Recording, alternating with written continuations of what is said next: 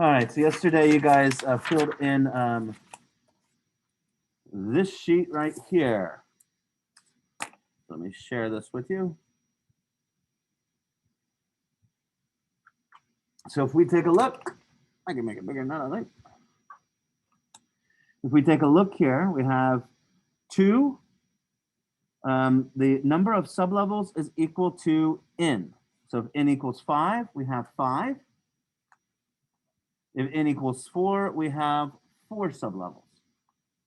SPDF are the 4 sublevels that actually we use for all of the elements that we have. Now, S's have 1 orbital, P's have 3, D's have 5, and F's have 7. S is a sphere shape, which makes sense because a sphere is 3 dimensions, right? So S only has 1 orbital. P, you have what's known as a dumbbell shape. So if you've lifted weights, you know how it's skinny in the middle, and then you have the 2 dumbbells on each side. That's why we need an X, a Y, and a Z, because these are flattened out. D is what we call a clover shape.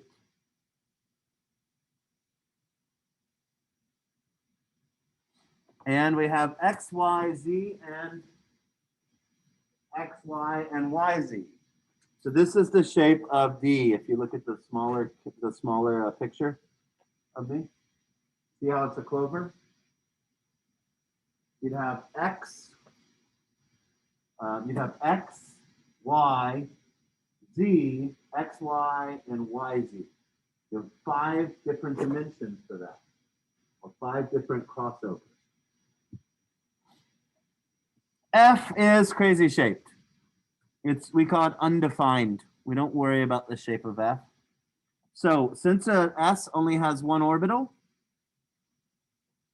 it doesn't matter if it's 2s or 5s, it still only has 1 orbital. The 2s may be really close to the nucleus. The 5s is a sphere that's even bigger than that. Even the 20s, which we don't need to describe any of our elements, it would just be further away from the nucleus. We showed that yesterday by using the nunchucks, talking about the energy out. These would be more energy as well. 4D, so it's D, so it has 5 orbitals. N equaling 3. Well, if n equals 3, that's equal to the number of sublevels is 3. You have an S, a P, and a D. So how many orbitals would we have there? 1 plus 3 is 4, plus 5 is 9. The other way you could figure that out is n squared equals the number of orbitals. So 6 squared is 36. 2 squared is 4. You have 1s and 3p for 4. 4th principal energy level is 16. And the 5th F, 5F, again, that's an F, so that is 7. A lot of people get confused, like, well, 5F, what does the 5 mean? The 5 tells you the distance from the nucleus. Each orbital can hold 2 electrons. So S has 1 orbital, so that's 2 electrons. D has 5 orbitals, so that's 10 electrons. The only difference between 3D and 6D is 6 is further from the nucleus. The 2nd principal energy level, well, we said that n squared is equal to the number of orbitals, and every orbital can hold 2. So 2 squared is 4, times 2 is 8.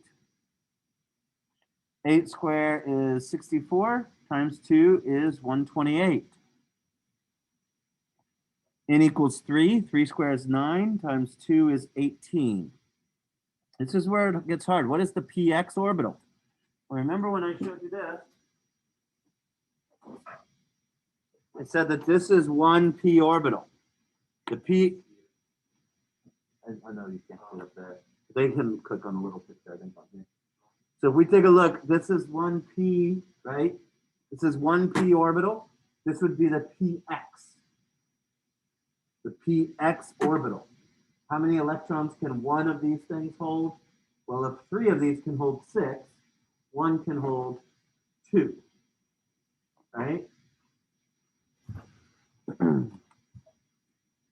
py orbital would be the same thing, or pz orbital would be the same thing. 3p sublevel. The whole p sublevel can hold 6 because there are 3 orbitals in the p sublevel. The whole 7th principal energy level, it equals 7. 7 squared is 49. 49 times 2 is 98. The 16s sublevel, it's an s sublevel. S's only have 1 orbital, so that's a total of 2 electrons.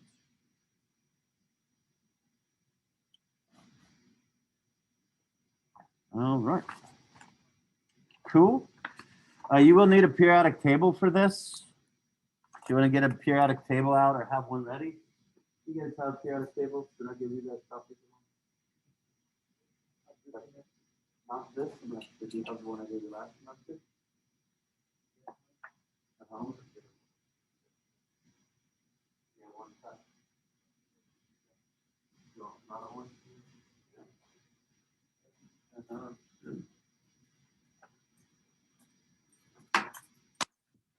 All right. So today we're going to look at what's called box diagrams. We talked yesterday about like the Taco Bell seats and stuff like that. These would be like those Taco Bell seats. They're of the same energy. They're just different orbitals. So we talk about the P having an X, Y, and a Z.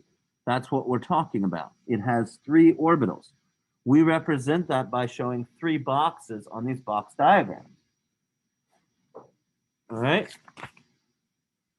So if we go back, here is, your old teacher's way. Here we have hydrogen. We have 1 electron, 1 proton in the middle. We have 1 electron around that, right? So they have 1 proton and 1 electron. That's hydrogen. That is in the first energy level. It's the first ring. That's what your teacher taught you last time. We know this first ring can hold 2 electrons. Well, box diagrams allow us to show those electrons. The way we show those electrons are with half arrows, and an up means that it has positive spin. Usually we just put up ones in the first, in the box the first time we do it. So an up arrow indicates positive spin or clockwise. So there is a box diagram. That is what you have the old way that you did it. The box diagram shows 1 electron in the 1s orbital. So if we did helium, we would have 2 protons in the nucleus, and we would have 2 electrons in that first ring. So that would mean now we have a second electron here. The Pauli exclusion principle says at most any of these any orbital can hold 2 electrons of opposite spin. That means that if we have this one going down, that is counterclockwise. If they both had the same spin, they would have repelling features on each other, which would cause them not to be able to stay in the same orbital. The fact they have opposite spin, they are able to stay in the same orbital.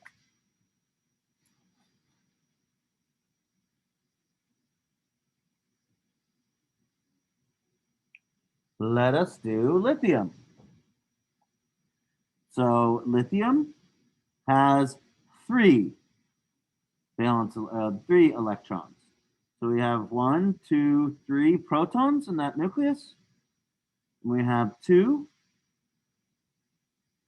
and 1.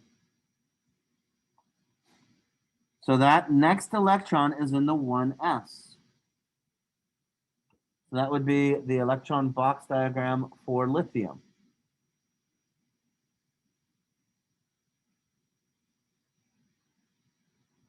For beryllium,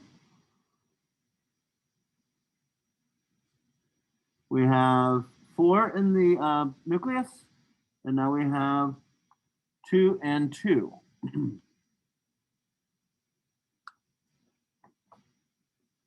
So we put another arrow in the box diagram.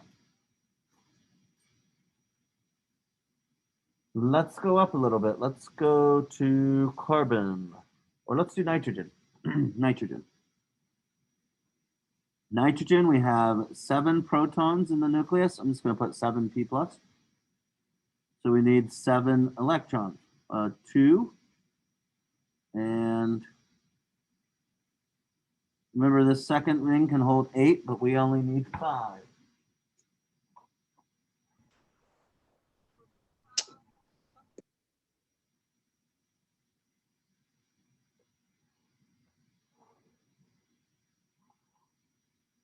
So 7.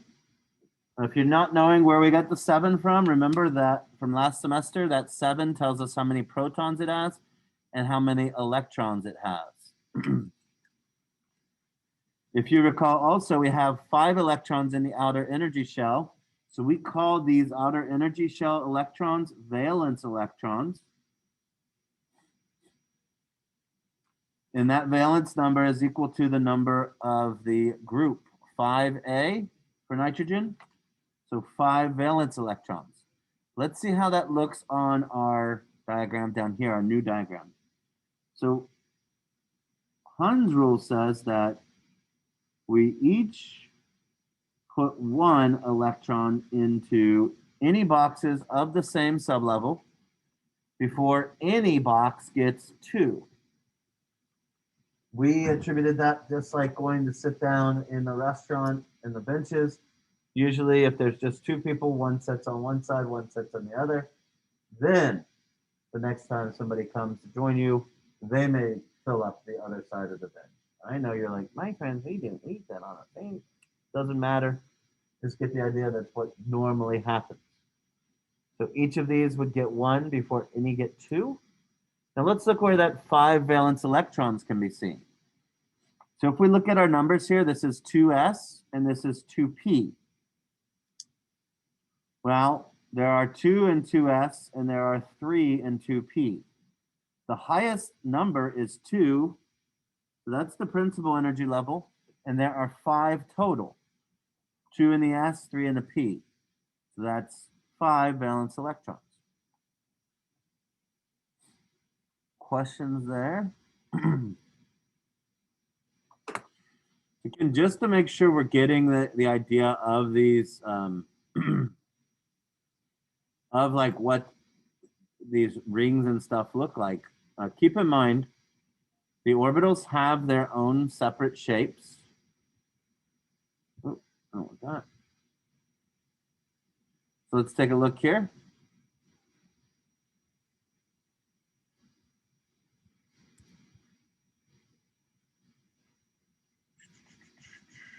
I'm going to share the screen.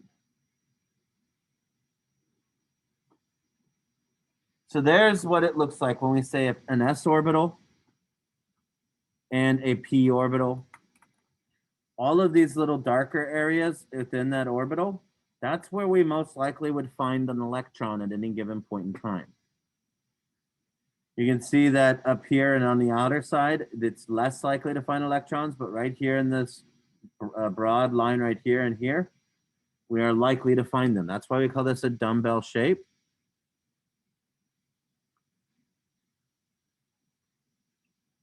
Now here is the shape of all of these orbitals.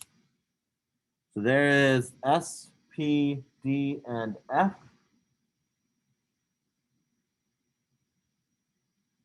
And the thing is you have to imagine all of these overlapping each other because their nucleus is at that origin of those 3 dimensional lines.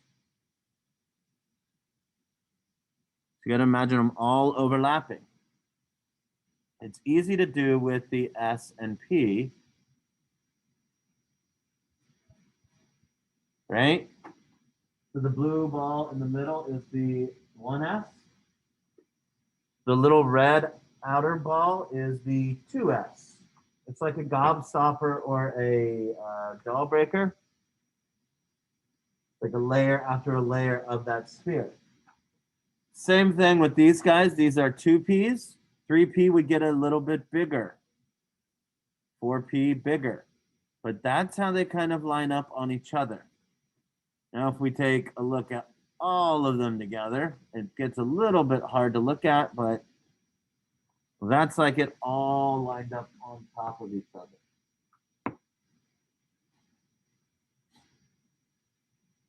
So that would be not fun to draw.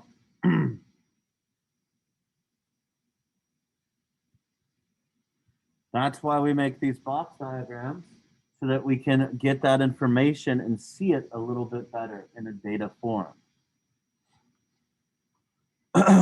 So,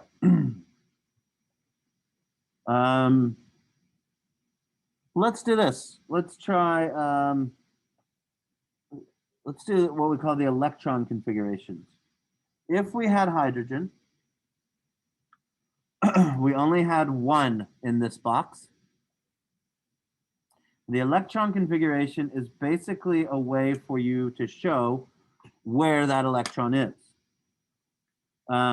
If we look down here, this is what we call the alpha sequence. 1s is of lowest energy level, and 6d in this sequence is of the highest. So this fills in first, then this, then this, then this, then this, then this, so on and so forth. Now, some of you might be looking in here. Excuse me. And you see that 4s fills in before 3d. Well, you have to think about what the shape of a 4s is. It's a sphere. It's easier to fit a sphere around there than it is to fit the clover thing. And remember, the clovers, as you get closer to that center, those clovers are smaller and smaller and smaller. So if we were asked which one of these, 4s, 3d, or 4p had the highest energy, we would say 4p has the highest energy. If we were asked which one has the lowest energy, we would say 4s has the lowest energy. The electrons in 4s have the lowest energy. So these numbers, these alpha sequence is used to write what's called the electron configuration. So the electron configuration of hydrogen, if we recall, there was just one electron in the 1s box. So it would be 1s, and there was one electron in that 1s box. For helium, how many electrons were in that 1s box? 2. So for helium, we would have 1s2. And for lithium, we would have 1s2, 2s1.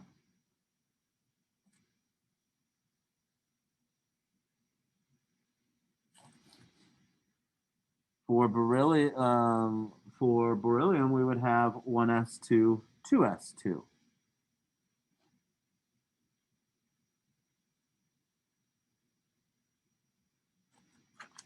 It's kind of cool. Out of 1 and 2, which is the higher number? Wow, this is just like it says, this is not a hard question. We would all hopefully say 2 is the highest number. So that is the number of valence electrons in beryllium. 2s2 is the highest. If we take a look, here is beryllium, and sure as heck, if we take a look, 2a tells us that, remember, that's a way we could find the valence electron number. 2a, it's in group 2a. So there's beryllium. 2 valence electrons. Let's try this nitrogen one. This is nitrogen, right? 1s2, 2s2, 2p1, 2, 3, 2p3. Right? So what is the highest, 1 or 2? 2? Take a look, both of these are 2, so both of these are the highest energy level. How many total electrons do we have in that level?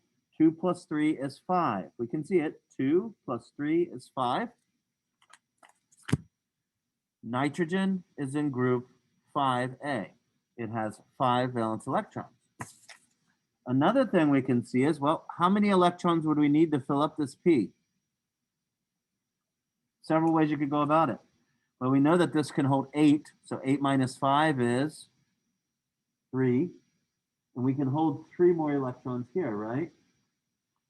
So when we said nitrogen becomes stable, it likes to gain 3 electrons, meaning it forms a -3 charge. This is why it's doing that. Well, let's take a look. If we give it these 3, right? That would be 1s2, 2s2, 2p6. 1s2, 2s2, 2p6. Well, check this out. 2 plus 2 plus 6, if we add those up, that'll give us the total number of electrons that this thing has. 2 plus 2 plus 6 is 10. So that's neon electron configuration.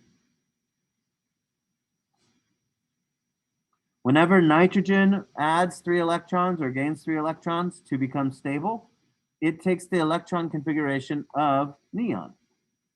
Keep in mind, it still has the proton structure of nitrogen, but now it has the electron configuration of neon. There we go. All right. For tomorrow, I'm going to ask you to do this page right here. I think it's like page 7 or something like that. But at the top of it, it says write the electron configuration for each of the following. You're going to need your box diagrams. 1s, 2s, 2p, 3s, 3p, and 4s. If we were to do carbon, carbon has 6 protons and 6 electrons. So 1, 2, 3, 4, 5, 6. So that is 2 in the 1s, 1s2, 2 in the 2s, 2s2, and 2 in the 2p, 2p2. If we were to count the valence electrons, 2 plus 2 is 4. Carbon is in group 4a, just like we assumed. Let's try sulfur. Sulfur has how many valence how many electrons total?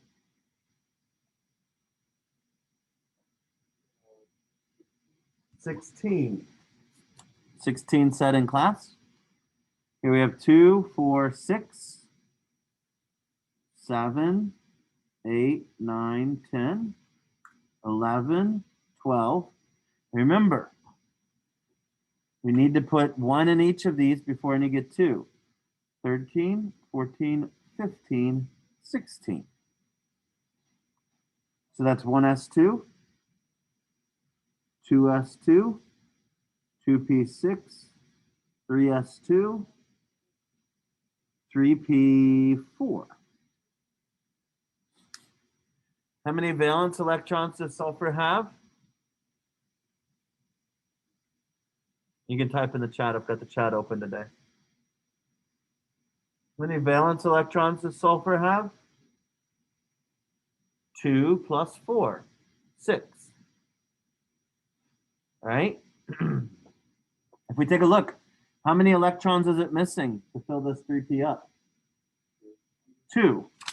So if we look, if we recall, sulfur gains a -2 charge when it forms an ion. So this unit is about bringing together stuff from the last semester and kind of merging it and putting things together in a complete fashion. Let's do another one. Let's do argon. So argon has 18. We are already at 16. So argon actually has us add those extra 2. Or we could say, okay, this is 2, 4, that's 10. I'm sorry, 2, 4 plus 6 is 10. Plus 16, all we need to do is add 2 more. So 1s2, 2s2, 2p6, 3s2, 3p6. Several ways to look at this because it's so fundamentally sound. If we do potassium, Potassium has 19 protons and electrons. So we are currently at 18. We gain one more. So 1s2, 2s2, 2p6, 3s2, 3p6, 4s1.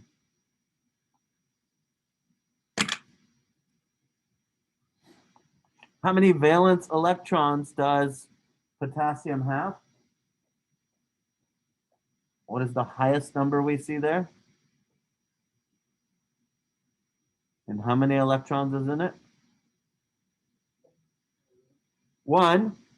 The 4s1, if we take a look, potassium is in group 1a. So what's going to happen with potassium when it forms an ion? Well, it's going to lose that one, which will make its, ion configuration map. Skip this part for now. And all I need you to do is do this bottom ones. If we take a look down here, let's try chromium. Chromium has 24 electrons. 1, 2, 3, 4, 5, 6, 7, 8, 9, 10, 11, 12, 13, 14, 15, 16, 17, 18, 19, 20, 21, 22, 23, 24. Under that, you will put 1s2, 2s2, 2p6, 3s2, 3p6, 4s2, 3d, 1, 2, 3, 4. Out of all of these, what is our biggest number? Principal energy level wise? 4 is the biggest number. How many electrons are in that 4? 2. These are the group B elements. They all have 2 valence electrons. That's why we never use this number up here to tell us how many valence electrons they have. They just always had 2. We didn't care about that much until now. So I'd like for you to do 2, 3, 4, 5, and 6 on your own for this evening. That's is it only 5 problems? Yep, 5 problems on your own. Fill in the box diagram and fill in the electron configuration. We'll continue on this tomorrow. If you have questions, by all means, stick around. Otherwise, get out of here, you.